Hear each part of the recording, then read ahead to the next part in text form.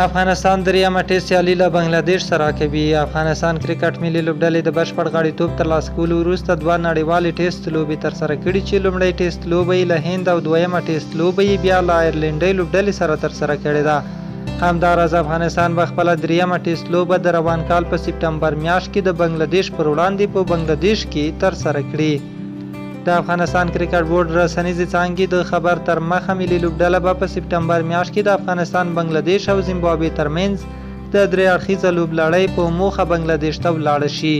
د همدې لوبلړۍ له پیلېدو وړاندې به ملي لوبډله بنګلادیش ملي لوبډلې پر وړاندې خپله یوازینۍ ټیسټ لوبه هم ترسره کړي. دوی زیاتوي چې دغه لوبه به د سپټمبر په 6مه نیټه پیل او تر 10مې نیټې پورې به دوام وکړي. د یادونې وړ ده چې کله افغانستان بشپړ غړیتوب ترلاسه کړ نو لومړۍ نړیواله ټیسټ لوبه یې د هند په کوربتوب د هند په بنګلور ښار کې ترسره کړه. په دغه لوبه کې چې یوازې 2 ورځې دوام یې وکړ، 1415 د جون د 2013 کال هند کې د لوبې پچه هند وګټله او لومړۍ توپخانه غوره کړه.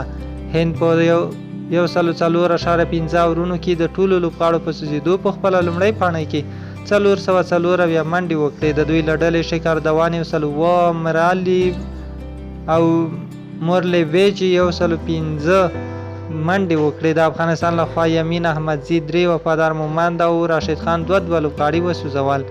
افغانستان په خپله لومړۍ پاڼۍ کې 109 او په دویمه پاڼۍ کې 103 منډې وکړې او له هندۍ لوبډلې څخه یې په خپله لومړۍ ټیسټ لوبه کې په ستر توپیر یعنې 1 پاڼۍ او 222 منډو ماتې وخوړه.